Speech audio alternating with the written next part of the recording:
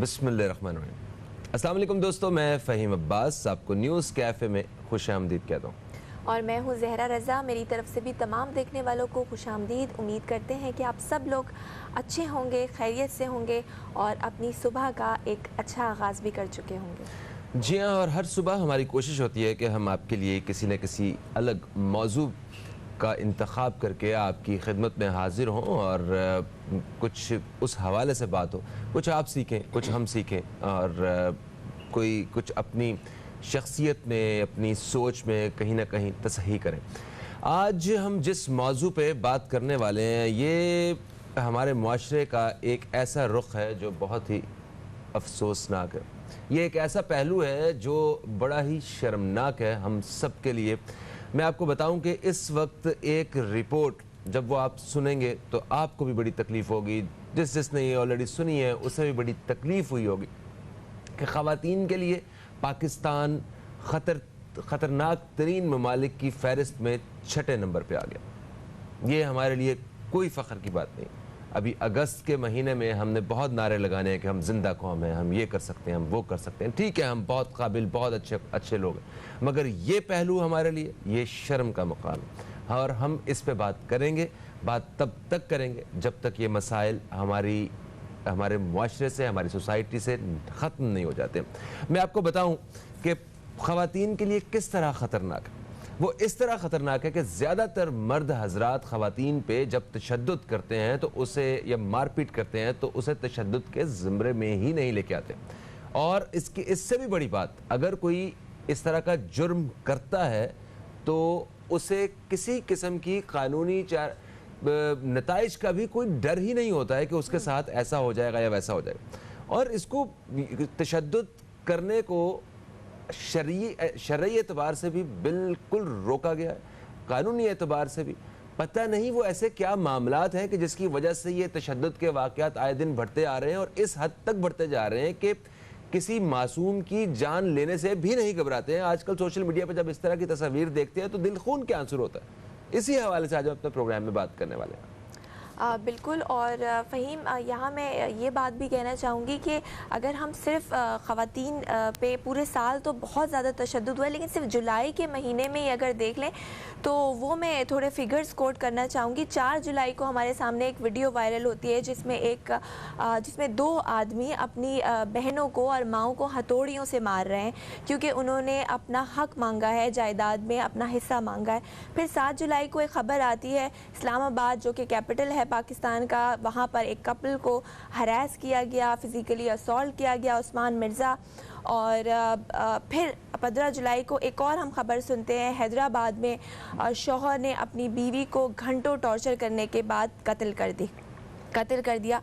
फिर 18 जुलाई को एक और ख़बर आती है हमारे सामने, पेशावर में दोबारा शौहर ने अपनी बीवी को बच्चों के सामने टॉर्चर करके कत्ल कर दिया। फिर 20 जुलाई को हमारे पास ख़बर आती है कि पाकिस्तान के साबिक सफ़ीर की बेटी को जिस तरह से बेरहमी से कत्ल किया गया, उसके बाद भी ये सिलसिला रुका नहीं। अभी 2 दिन पहले भी गुलिस्तान जौहर में ऑनर किलिंग के नाम पर एक बहन को कत्ल कर दिया। और ऐसे कितने और वाक़यात हैं जो कि रिपोर्ट ही नहीं होते। आखिर ये सिलसिला कब तक चलता रहेगा और कब तक ख़वातीन इस तरह के तशद्दुद का शिकार होती रहेंगी, इस हवाले से आज प्रोग्राम में बात करेंगे।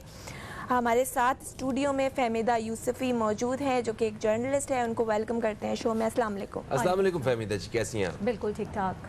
क्या राय रखती हैं आप इस हवाले से, ये जो इस कदर तकलीफ़ दे सूरत हाल है? देखिए, सबसे पहले तो हमें ये बात करना होगी कि तशद्दुद करते क्यों हैं। तशद्दुद जो है वो इसलिए करते हैं कि अपनी एक जो नफ्सियाती एक है कि अपनी बालादस्ती साबित करने के लिए ये तशद्दुद, एक तो ये होता है कि ये जेन्युइन है कि तशद्दुद किया जाता है। अच्छा, दूसरी बात ये है हमारे यहाँ सबसे ज़्यादा बर्तरी की बात कर रही हैं नफ्सियाती बालादस्ती बर्तरी के मैं अपने पार्टनर से बालातर हूँ, उसको अपने कंट्रोल में रखने के लिए मैं उस पर हाथ उठाऊँ, मैं उसको कंट्रोल करूँ, उसको टॉर्चर करूँ। सही है ना। ये शुरू होता है बेसिकली तानों से, फिर धमकियों पे जाता है मामला और उसके बाद जो है ये हाथ उठाने पर, और हाथ उठाते उठाते ये मामला जाके रुकता है कत्ल पर, उससे कम पे तो रुकता नहीं है। अच्छा, दूसरी बात ये है, हमारे यहाँ एक और प्रॉब्लम है कि हम अपनी बेटियों की तरबियत पे फोकस करते हैं ना, और लेकिन हम अपने बेटों की तरबियत पे बात नहीं करते। हम अपनी बेटों को ये नहीं सिखाते कि ये पानी का ग्लास उठा के तुम रखो, तुम्हारे जूते हैं तो तुम उठा के रखो। जिस बच्चे को, जिस लड़के को बचपन से ही ये नहीं सिखा रहे हम कि अपने जूते उठा के तुमने खुद रख देने, वो कोई बड़ी बात नहीं है, अपना पानी का ग्लास उठा के तुमने खुद पीना है। बहन को तो जो है वो तुम्हारे बराबर है बहन, ये नहीं है कि बहन अगर मगरिब के बाद घर से बाहर जा रही है तो तुम उससे, बिल्कुल पेरेंट्स को नज़र दोनों पे रखनी है, लेकिन बात यहाँ पर सवाल ये हो रहा है कि मगरिब के बाद तुम जब बाहर जा रहे हो तुम्हारी क्या कंपनी है, वो भी तो पेरेंट्स को पता होना चाहिए ना, वो भी तो होना चाहिए। हम करते क्या है, आंखें बंद कर लेते हैं, कहते क्या है, वो तो मर्द है तुम बर्दाश्त कर लो। ये है कि वो है, उसको कुछ नहीं कहेगी दुनिया, तुम्हें कहेगी, ज़माना उससे कुछ नहीं कहेगा, वो तो मर्द है, वो तो कर लेता है। तो ये सारी चीज़ें जब हम देख रहे होते हैं तो इस सिनेरियो में ये सारी बातें होती हैं। जैसे अभी ज़ाहिरा ने कोट किया कि हैदराबाद का जो वाक़या है उसमें वो तशद्दुद जो है उस पर कोई पहले एक दिन नहीं हुआ है, उसके ऊपर 10 साल की शादी में ये मुसलसल चल रहा था, 3 साल से उसके पेरेंट्स को पता चल रहा था, तो वेयर दे स्टैंड। तो ये सारी जो है वो सिचुएशन है। तो फहमीदा साहिबा, आपको क्या लगता है, जैसे आपने बताया 3 साल से तशद्दुद था, माँ बाप जानते थे पिछले कई सालों से, और ऐसी कितनी ख़वातीन हैं जो कि तशद्दुद अभी भी अपने घरों में बर्दाश्त करें, आप ये समझती हैं कि माइंडसेट ही कुछ ऐसा बना दिया गया हमारे सोसाइटी में आदमियों का कि उनको ये अथॉरिटी दे दी है कि तुम्हारी शादी हो गई या शादी ना भी हुई, बहन है या बेटी है तो तुम उस पर हाथ उठा सकते हो।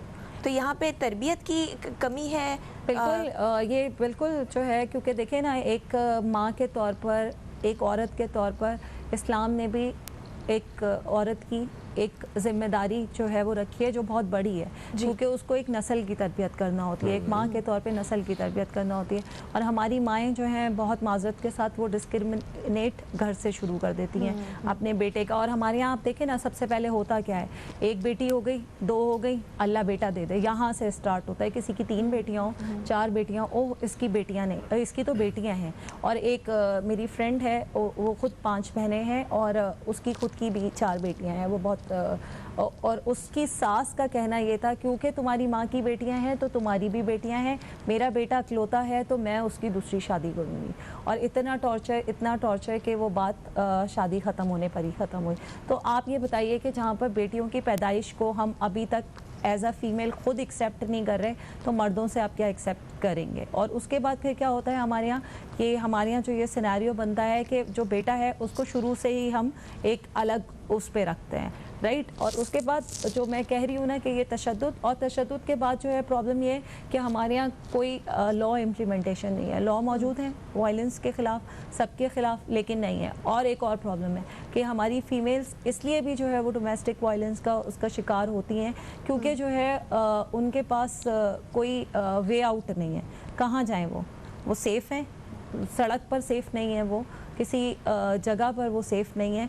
उनको तो ये सुनने को मिलता है कि वो रात को अकेली बच्चों के साथ क्यों निकली, उनको बच्चों के साथ सफ़र नहीं करना चाहिए था। तो जिस माशरे का ये माइंडसेट है, जहाँ पर हम ये एक्सेप्ट करने के लिए तैयार नहीं है कि एक औरत जो है वो उसका भी कोई हक है जीने का, तो वहाँ पर तो ये वाली बातें फिर बहुत बाद में आती हैं। अच्छा, आपने तरबियत के हवाले से बात की, ठीक है, इस बात को हम तस्लीम करते हैं कि यहाँ पे तरबियत का फुक़दान है, और बच्चे की और एक बच्ची की तरबियत में बुनियादी तौर पे ही एक वाज़ेह तौर पे फ़र्क रखा जाता है। अगर वालिदैन किसी एक बच्चे की तालीम का बोझ बर्दाश्त कर सकते हैं, अच्छी तालीम का, तो वो चाहते हैं कि लड़का जो है इसको अच्छी तालीम दी जाए, लड़की ने तो बाद में हांडी रोटी ही करनी, बिल्कुल सही, ठीक है। और घर में अगर खाने की तकसीम की भी बात होती है तो जो मनपसंद बोटी का एक टुकड़ा होता है ना, वो भी बेटे को दिया जाता है। तो मतलब इस तरह एक फ़र्क मैं सबकी बात नहीं कर रहा हूँ, मेजॉरिटी में ऐसा होता है। इस तरबियत में वो माँ जो है वो खुद एक औरत है, वो किस हद तक कसूरवार है? बिल्कुल है, क्योंकि देखिए ना, उसका ज़्यादा बड़ा रोल होता है है ना, वो साथ में होती है, वो होती है, और उसका भी कसूर नहीं है, उसको पीछे से जो है वो यही तरबियत मिली होती है ना, उसके जहन में ही होता है कि जो है वो, अच्छा, उसको खुद भी ऐसी ही तरबियत मिली हुई है अपनी माँ से, बिल्कुल यही होता है कि अपने घर में वो ये देखती होती है। देखिए हमारे यहाँ जो है ना, अनफॉर्चुनेट फादर्स का इतना रोल तरबियत में होता नहीं है। हमारे यहाँ के फादर्स जो हैं वो बेसिकली सुबह जाते हैं, शाम में आ गए, दैट्स इट। और अब डिजिटल मीडिया का दौर है तो उसके अंदर तो यही है कि सब अपने मोबाइल लैपटॉप पर लगे हुए हैं। कोविड लॉकडाउन में हमने खुद देखा है कि क्या जो है वो सिनेरियो बने हैं, तशद्दुद बढ़ा, डोमेस्टिक वायलेंस के केसेस हमारे सामने आए। तो प्रॉब्लम ये है कि वो सारी जिम्मेदारी एक औरत पे डल जाती है। अब उसके ऊपर वैसे ही ऑलरेडी इतने प्रेशर्स होते हैं और उसके जहन में एक इनडायरेक्टली ये होता है कि ये जो मेरे घर का मर्द है, भले छोटा है या बड़ा है, वही मेरा सहारा है। मुझे बचपन में जो है वो मेरा भाई बाप मेरा सहारा है, जवानी में मेरा शौहर मेरा सहारा है, और बुढ़ापे में मेरा बेटा होगा। मुझे तो ज़िंदगी उसके साथ गुजारनी है। बेटियों का तो ये है कि बस अच्छा रिश्ता आ जाए और हम शादी करें और जान छुड़ा लें, और अब जो कुछ हो रहा है शादी के बाद वो तुम्हारी खुद की जिम्मेदारी है, तुम सेटल करो। जी हाँ, बेटी पैदा होती है तो साथ ही जो है वो हम अपने कंधों पे एक जिम्मेदारी महसूस करना शुरू कर देते हैं। तो ये सोसाइटी की ये सोच क्यों है और इसको कहाँ से तरबियत की ज़रूरत है, और क्या वाकई इस सोच की तरबियत होनी चाहिए? इन मुख्तलिफ पहलुओं पे बात करेंगे हम अपने प्रोग्राम में। इस वक्त एक वक्फे की जानिब हम लोग बढ़ रहे हैं। वक्फे के बाद आपकी खिदमत में दोबारा हाजिर होते हैं। कहीं मत जाइए, अब तक देखते रहिए न्यूज़ कैफे, देखते रहिए।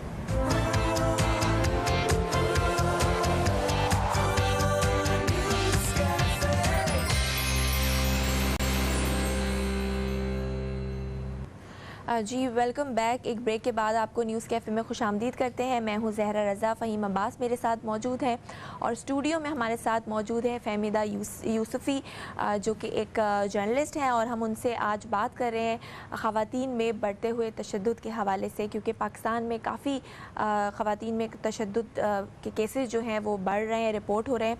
अच्छा फ़हमीदा, हम बात कर रहे थे, आपने एक तरबियत की बात की कि तरबियत की कमी है। कुछ तरबियत इस तरीके से की जाती है कि बचपन से ही एक माइंडसेट डेवलप किया जाता है, ख़ासतौर पे लड़कों का। माएँ ऐसी तरबियत करती हैं कि तुम सुपीरियर हो, तुम्हारी बहन तुमसे कमतर है या तुम्हारी आने वाली बीवी तुमसे कमतर है, तो उनको एक वो चीज़ उनमें डेवलप हो जाती है कि वो उन पे हाथ उठाते हैं। अच्छा, डोमेस्टिक वायलेंस की अगर बात की जाए तो हमारे लॉ में डोमेस्टिक वायलेंस का भी एक बिल अप्रूव होने वाला था, जिसको रिजेक्ट कर दिया गया। जितने मजहबी स्कॉलर्स हैं उन्होंने इसकी तरदीद की।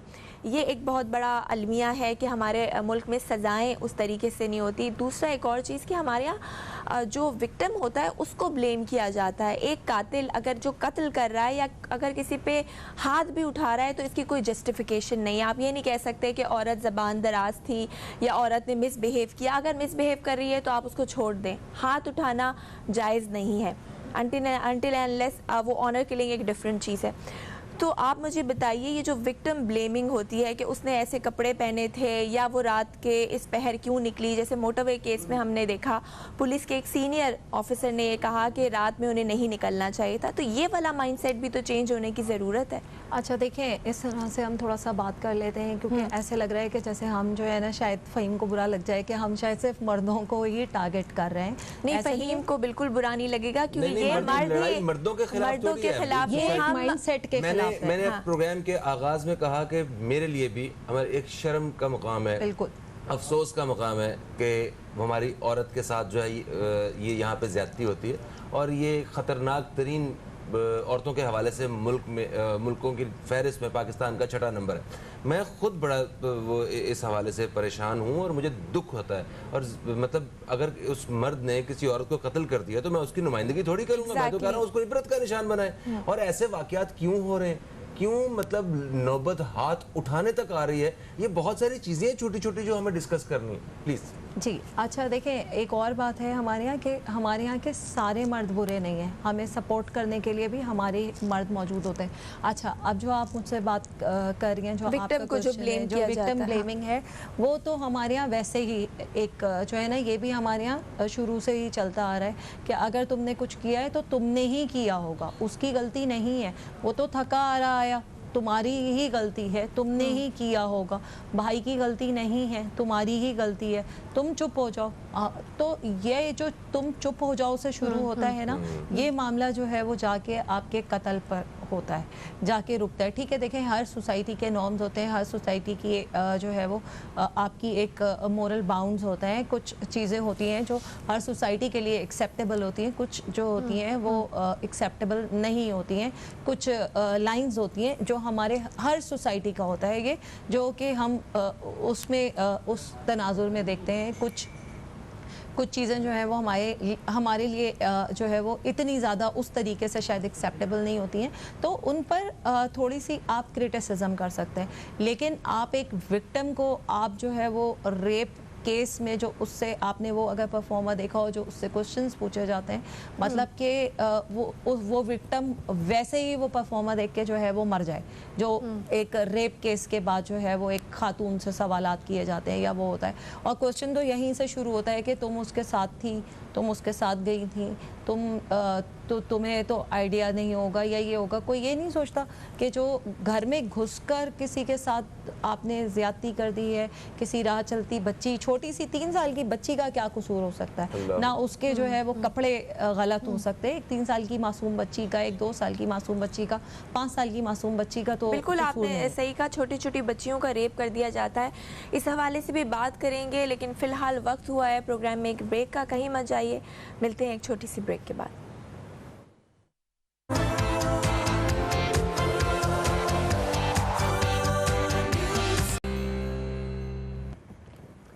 एक वक्फे के बाद आपको फिर से खुशामदीद कहते हैं हम न्यूज़ कैफ़े में। मैं हूं फ़हीम अब्बास और मेरे साथ हैं ज़हरा रज़ा। स्टूडियो में हमारे साथ मौजूद हैं फ़हमीदा यूसुफ़ी साहिबा। फ़हमीदा जी, वक्फे से पहले हमने कुछ पहलुओं पे बात की। हम ये देखते हैं कि इस वक्त हमारी पूरी सोसाइटी में, सोशल मीडिया पे ख़ास तौर पे, जहाँ हर एक के पास एक इख्तियार है कि वो अपनी राय का इजहार कर सकता है, वहाँ पे लोगों ने मतलब इस तरह के वाक़यात को बड़े आड़े हाथों लिया और तनकीद की बाकायदा, जिसकी बड़ी खुशी भी हुई कि ठीक है, लोग कम अज़ कम मज़लूम का साथ दे रहे हैं और लोग चाहते हैं कि जिसने जुल्म किया है, जो जालिम है, उसे इबरत का निशान बनाया जाए।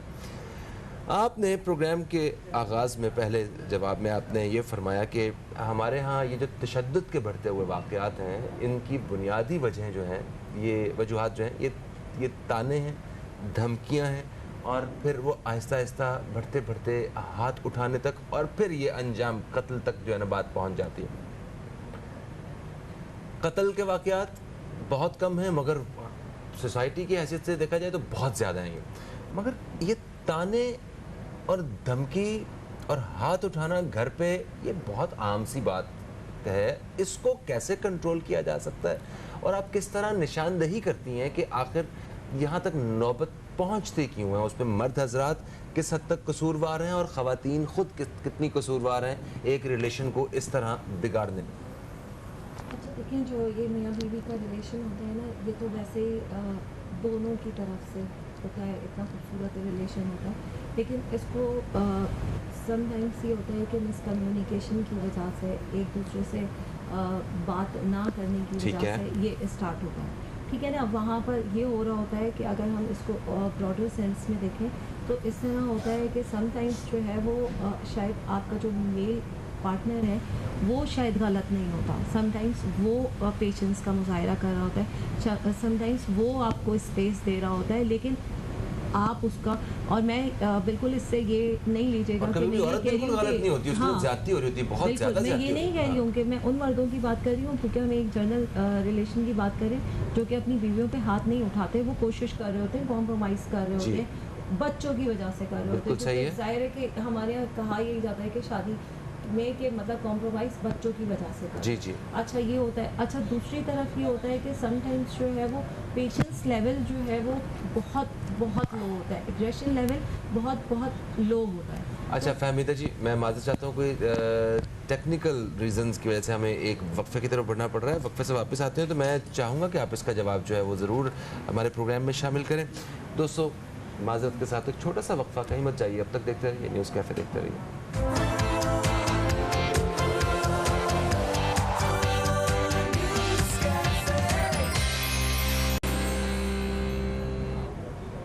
जी फहमीदा जी, वक्फे से हम वापस आ चुके हैं और आप बता रही थी कि हमारे यहाँ ये जो तशद्दुद का माहौल है ये क्यों बरकरार है, उसकी बुनियादी वजूहात क्या है, प्लीज़ कंटिन्यू कीजिए। अच्छा देखें, ये जो हमारा शादी का जो है ना, शादी का बेसिकली ये एक इंस्टीट्यूट है, इसकी तरबियत होना चाहिए बेसिकली शादी से पहले दोनों की, लड़के की भी और लड़की की भी, एक तरह से इनका, क्योंकि एक इसका कोर्स बाकायदा आपको करना चाहिए। आप एक पूरी लाइफ गुजारने जा रहे हैं, आप दो लोग एक साथ रहने जा रहे हैं, एक पूरी आपके ऊपर जिम्मेदारी है, एक पूरी नस्ल आपके साथ होगी, आप क्या। लेकिन हमारे यहाँ होता क्या है कि इसमें जो है वो पार्टनर्स अपना पेशेंस लूज करते हैं। आप जब, और क्योंकि हमारी पूरी सोसाइटी में हाँ अदम बर्दाश्त है, फ्रस्ट्रेशन इतना ज़्यादा है, उसके बहुत सारे जो है वो रीजंस हैं। उसके रीजंस में हमारे पास फाइनेंशियल प्रॉब्लम्स हैं जो बहुत बड़ा एक रीज़न है। दूसरा फैमिली, हमारे ऊपर फैमिली प्रेशर्स हैं, सोशल प्रेशर्स हैं। चौथा जो होता है वो यही है कि आप वो चीटिंग में इन्वॉल्व हैं या कुछ इस तरह का है, ये सारे फैक्टर्स हैं। और पांचवा जो होता है ना वो है साइकोलॉजिकल फैक्टर, कि आप जो है वो साइकोलॉजिकली डिस्टर्ब हैं या आप साइकोलॉजिकली चाहते हैं कि आप अपनी जो है वो एक तरह से कंट्रोल शो करें। तो इसके अंदर जो है होता यही है कि बात वही जो मैंने कहा था कि शुरू इसने ये किया, इसने वो किया से शुरू हो जाती है और वहाँ पर होता है। अच्छा, इसके अंदर ये सारे सॉल्वेबल होते हैं, ये सारे पॉइंट्स ये वाले सॉल्वेबल हैं। जब देखें ना आपको शुरू में ये रेड फ्लैग्स नज़र आ रहे हैं तो ये सॉल्वेबल हैं। अगर जो है ये इसने ये किया, उसने वो किया पे जो है वो बड़ों को बिठा के बात कर ली जाए, उनको वो समझाएं कि ये है। क्योंकि देखिए अभी हाथ उठाने तक हम नहीं आए, यहाँ पर अभी सिर्फ यही चल रहा है कि इसने ऐसे किया या ये करती है या ये करता है। तो ये बात जो है वो सॉल्वेबल है। पेरेंट्स या बड़े जो होते हैं फैमिली के, वो बैठ के इसको सॉर्ट आउट कर सकते हैं। लेकिन हमारे यहाँ अनफॉर्चुनेटली क्योंकि जो है अब वो ख़ानदानी निज़ाम उस तरह से नहीं है, न्यूक्लियर फैमिलीज़ हैं, ये है फासले इतने ज़्यादा हैं, बातचीत नहीं कर रहे होते सब, तो वो सारी चीज़ें हो रही हैं। अच्छा, ये सॉल्वेबल है। उसके बाद जो है वो अगर जो है आप पे हाथ उठाया है, पहली बार उसने हाथ उठाया है, आपको चुप नहीं रहना चाहिए। पहली बार में ही आपको उसके ऊपर आवाज उठाना चाहिए, क्योंकि जब आप पे पहली बार हाथ उठ गया तो दोबारा भी हाथ वही मेरे ख्याल है शुरुआत है। अच्छा फहमीदा, आपने एक और बात कही कि शादी से पहले दोनों को एजुकेट करना चाहिए, दोनों की रिस्पॉन्सिबिलिटीज़ क्या हैं, उनके फ़राइज़ क्या हैं। लेकिन हमारे यहाँ अनफॉर्चुनेटली ये कल्चर है कि अगर एक लड़का गुस्से का बहुत ज़्यादा तेज़ है तो उसे कहा जाता है कि इसकी शादी कर दो, बीवी आएगी तो ठीक कर देगी, या किसी नशे में है, नशा आवर अद्वियात का इस्तेमाल करता है, ड्रग एडिक्ट है तो इसकी शादी कर दो, या कमाता नहीं है तो इसकी शादी कर दो, जिम्मेदारी आएगी तो कमाने लग जाएगा। तो वो जो एक लड़की ऑलरेडी किसी का घर छोड़कर आ रही है, उसकी ज़िम्मेदारी तो नहीं है ना, उसकी ज़िम्मेदारी तो है कि आप उसको शेल्टर दें, उसको हर चीज़ उसको प्रोटेक्ट करें। तो ये जो घर वालों का और ख़ासतौर पे माँ बाप का ये एक माइंडसेट है कि, और हमारी सोसाइटी का एक कल्चर है, कहा जाता है कि शादी कर दो, किसी भी बुराई में इसकी शादी कर दो, ये ठीक हो जाएगा। इसको भी चेंज करने की आपको लगता है ज़रूरत? बिल्कुल ज़रूरत है, और इसमें हम ख़वातीन का उसमें ज़्यादा बड़ा रोल है, क्योंकि ये हम ख़वातीन जो है वो अपने बेटों को इस तरह से तरबियत कर रही होती हैं, और ये हम कह रहे होते हैं ना कि इसकी अब शादी कर दो तो ये जो है वो सुधर जाएगा, और बस इसकी शादी की उम्र हो गई है, अब इसकी शादी कर दो, जिम्मेदारी पड़ेगी। जब वक्त पड़ता है, जो बेसिक जुमला होता है कि जब वक्त पड़ता है तो सबको आ जाता है, वक्त नहीं पड़ता है, वक्त बुरा वक्त आ जाता है, ये होता है। और जो आप खुद मुझे बताएं कि जब आप जॉब, एक बेरोज़गार लड़के की आप शादी कर देते हैं, उसके ऊपर एक और बंदे की रिस्पॉन्सिबिलिटी ला के दे देते हैं, वो उसको पूरी नहीं कर सकता होता, नहीं कर रहा होता, आप एक फाइनेंशियल दोनों के दरमियान में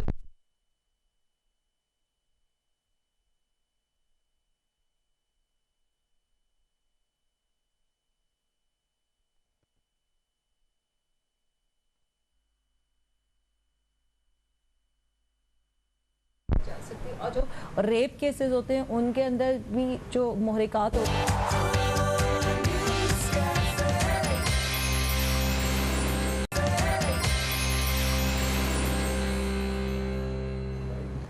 जी, एक ब्रेक के बाद आपको खुशामदीद कहते हैं न्यूज़ कैफ़े में। फ़हमीदा साहिबा हमारे साथ मौजूद हैं और आज हम ख़वातीन पर तशद्दुद के हवाले से बात कर रहे हैं। फ़हमीदा साहिबा, ब्रेक पे जाने से पहले मैंने आपसे सवाल किया था, वहीं से मैं चाहूँगी आप कंटिन्यू करें। सवाल ये था कि हमारे यहाँ ये जो कल्चर है, ये माइंडसेट है जो लड़कों के हवाले से उनको कहा जाता है कि अगर वो किसी भी बुराई में है, नशे में है या काम नहीं करते या गुस्से के बहुत तेज़ हैं तो इनकी शादी कर दो और ये ठीक हो जाएंगे। स्पेशली माँ ये बात कह रही होती हैं जो कि ख़ुद एक औरत हैं।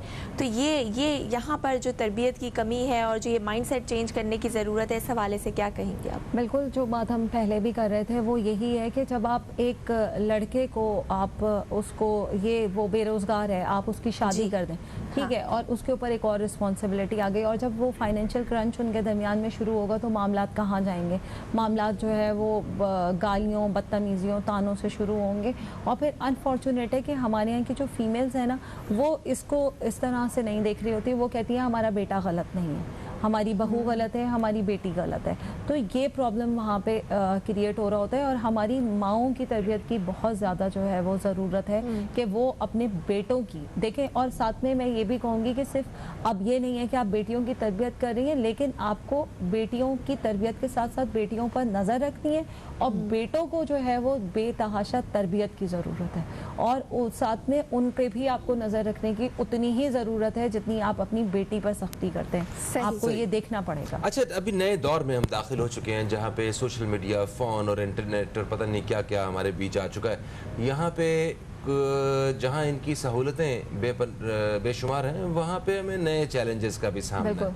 हमें शक की वजह से भी बहुत सारे घरों को टूटते हुए देखा है, तशद्दुद के बहुत सारे वाक़यात जिनकी बुनियादी वजह सिर्फ शक है। इसको आप कैसे देखती हैं, इस सारी सूरत हाल को?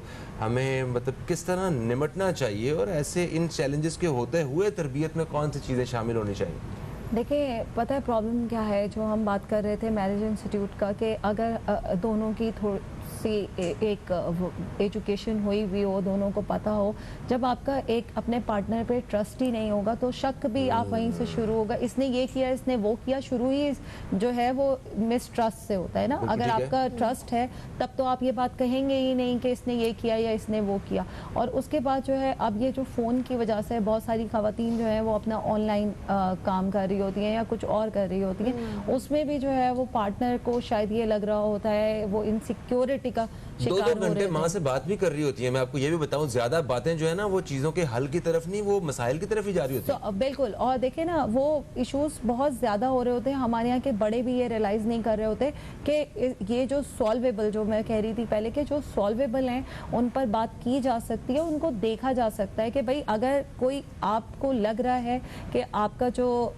बेटा है उसके अंदर आपको एक फील हो रहा है कि वो थोड़ा सा जो है वो वायलेंट ज़्यादा है, तो आप उसको, कोई हर्ज नहीं है, आप किसी साइकियाट्रिस्ट थेरेपी के लिए क्यों नहीं जा रहे। और इसी तरह आपकी बेटी का भी हो सकता है, ऐसा नहीं है कि सिर्फ जो है वो आपके बेटे का हो, आपकी बेटी के भी कोई अनयूजुअल बिहेवियर आपको दिख रहा है तो आपको एज अ पेरेंट आपको फौरन उसको एड्रेस करना चाहिए। मेरे जानने वालों में शिकायत है कि उनकी जो खातून है, बीवी जो है, वो उनके बच्चों को मारती हैं जी। और बताएं, अब वो बच्चों पे हाथ उठाती हैं खातून। अब मर्द के पास सिर्फ एक उसे रोकने का जो इख्तियार हासिल है, वो बोल के ज़बान से वो अपना पूरा इस्तेमाल कर चुके हैं और अब वो तंग है। वो बैठा कहते मैं क्या करूं, या मैं बीवी छोड़ दूं, ठीक है, मैं उसको कैसे रोकूं? छोटी छोटी बात पे हाथ उठाती है और मुझे बुरा लगता है। तो देखें, उनको बीवी छोड़ना मसले का हल नहीं है। वो हाथ क्यों उठा रही हैं, उनके अंदर क्या जो है वो कॉम्प्लेक्स डेवलप हो गया है, फ्रस्ट्रेशन उनके अंदर है। सॉल्वेबल चीजें हैं, सॉल्वेबल है। आप उसको डॉक्टर से कंसल्ट कर सकते हैं। शायद हो सकता है कि वो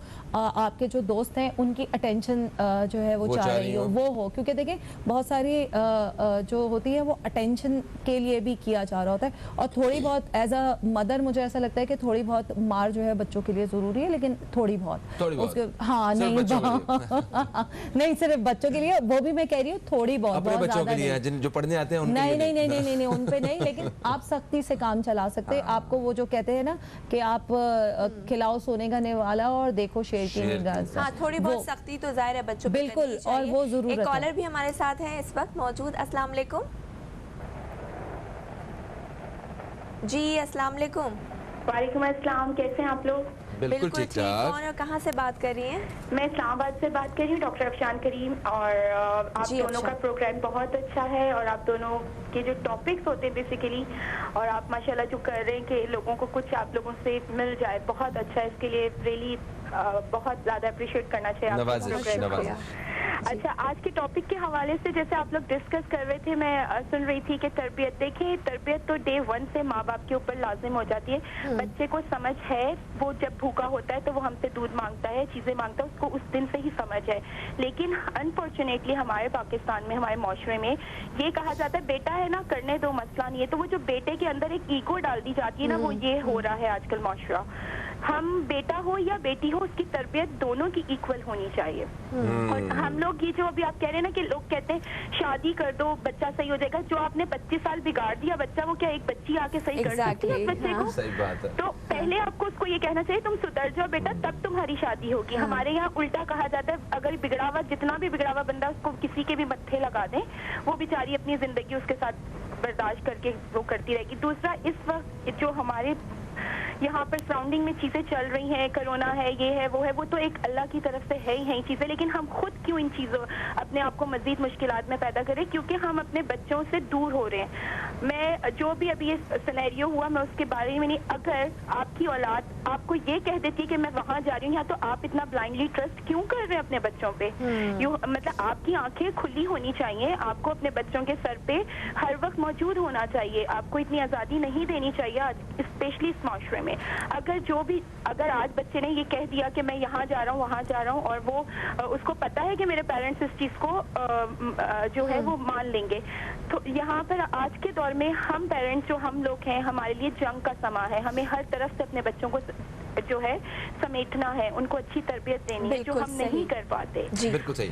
thank you so much doctor Afshan साहिबा, आपने अपनी राय का इजहार किया हमारे प्रोग्राम के तवज्जुद से। फहमीदा साहिबा, देखिए अभी इन्होंने बात की मंशियात के हवाले से और बच्चों को बिना वजह छूट देने के हवाले से, चाहे वो बच्चे हैं या वो बच्चियां हैं, ठीक है, वो बालिग हैं और वो आज़ादी मांगते हैं, एक नेचुरल सी बात है, मगर हमें उन्हें एक ख़ास समत में हमें उन्हें आज़ादी देनी है, ना कि ऐसे कि जहाँ दिल करे उनका चले जाए। हम भी देखते हैं यहाँ पे, हम सोसाइटी में वो नए आने वाले बच्चे जो हैं, बच्चे बच्चियाँ फील्ड में आने वाले, उनको भी देखते हैं। और उसके अलावा पार्टीज़ में भी हमें नज़र आते हैं, सोशल मीडिया पे ऐसी तस्वीर नज़र आती हैं, बहुत सारे वाक़यात सुनने में मिलते हैं। छोटे छोटे बच्चे 18 साल 17 साल की लड़कियां, लड़के, वो घर से बाहर देर 2-2 3-3 बजे तक बाहर हैं, वो नशे कर रहे हैं। आइस का नशा इतना ज़्यादा, वो मुख्तलिफ शहरों में उसकी रिपोर्ट्स जो है ना वो हमारे सामने आ चुकी हैं, और नित नए नशे जो है सामने आ रहे हैं। तो जुर्म की दुनिया में बच्चे इस उम्र में ही जब जुड़ जाते हैं, तो हमें किन किन नुकसानात का, किन किन नताइज का सामना करना पड़ता है, ज़रा इस पर भी थोड़ी सी रोशनी डालिए। हाँ, बिल्कुल सही है। देखें, जब जो है आप एज अ पेरेंट अपनी रिस्पॉन्सिबिलिटी नहीं निभा रहे, और जब जो है आपका बच्चा किसी गलत, क्योंकि बच्चा जो है ना वो तो अट्रैक्ट हो रहा है उस वक्त, तो उसको 16-17 साल की उम्र में उसको अट्रैक्शन दिख रहा है, ये ड्रग्स के उसमें जो है वो इन्वॉल्व हो रहा है, ये है, प्लस जो मूवीज़ होती हैं या वो हैं, वो भी उसको एक्साइट कर रही होती हैं। तो आप उसको एड्रेस नहीं कर रहे, आप उसकी डायमेंशन सेट नहीं कर रहे बच्चे की, और आप क्या कर रहे हैं, आपने उसको जो है वो, आपके पास पैसा है, आप पैसे दे रहे हैं, पैसा नहीं है तो आपका बच्चा क्या करेगा, वो मुख्तलिफ स्नैचिंग और ये वो करके वो अपना शौक पूरा करेगा। अगर एक दफा आदी हो गया तो एग्जैक्टली।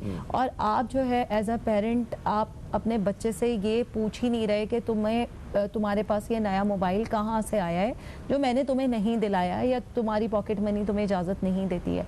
तो वहाँ से भी ये मामला शुरू होते हैं कि पेरेंट्स जो है नेग्लिजेंस कर रहे होते हैं। और इसी तरह तशद्दुद के वाक़यात में होता है कि पेरेंट्स जो हैं वो कह रहे होते हैं कि भाई वो ड्रग्स ले रहा है, अगर आपने शिकायत की कि भाई वो ड्रग्स में इन्वॉल्व है, तो आप क्या होता है कि दुनिया भर में ये जुमले मैंने सुने हैं कि दुनिया भर में लोग जो है वो ड्रग्स का इस्तेमाल करते हैं, कोई बिग डील नहीं है। अगर आपका लाइफ पार्टनर ड्रग्स ले रहा है तो ये कोई बिग डील नहीं है, कोई बात नहीं। और वो कमा के तो घर पे ला रहा है ना तुम्हारे लिए, तुम्हारे बच्चों का और तुम्हारा पूरा तो कर रहा है ना।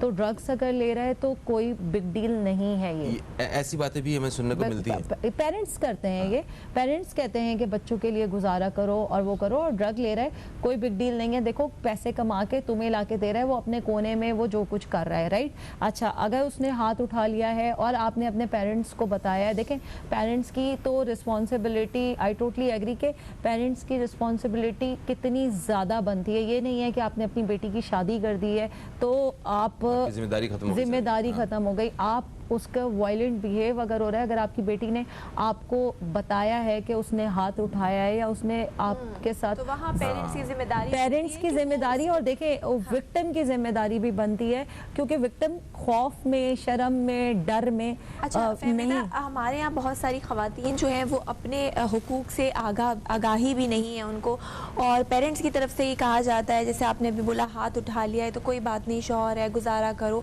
तो ये चीज़ भी एक बदलनी चाहिए। दूसरा, आजकल जो पेरेंट्स बहुत दूर हो गए हैं अपने बच्चों से, बच्चे सोशल मीडिया पे हैं, कहाँ जा रहे हैं, बहुत ज़्यादा छूट दे दी है, लग्जरीज़ इतनी दे दी हैं कि वो उन लग्जरीज़ को इस्तेमाल करते हुए उनको पता ही नहीं उनकी डायरेक्शन क्या है।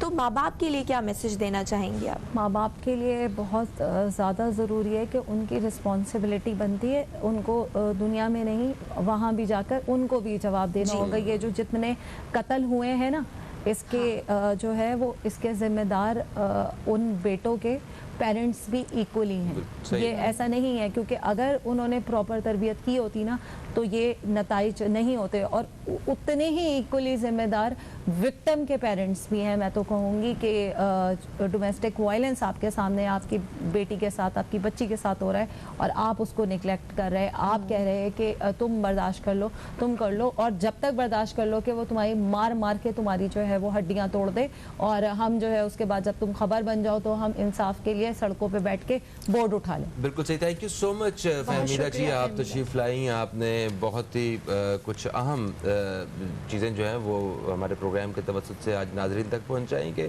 हमारे यहाँ ख़ानदानी दबाव है, माली मुश्किलात हैं, अदम बर्दाश्त है और शक जैसे मामलात हैं जिसकी वजह से हम तशद्दुद के इस तरह के बढ़ते हुए केसेस देखते हैं। बच्चों की तरबियत, हर कोई चाहता है कि हम अपने बच्चों की तरबियत बेहतर करें, दूसरों से बेहतर करें।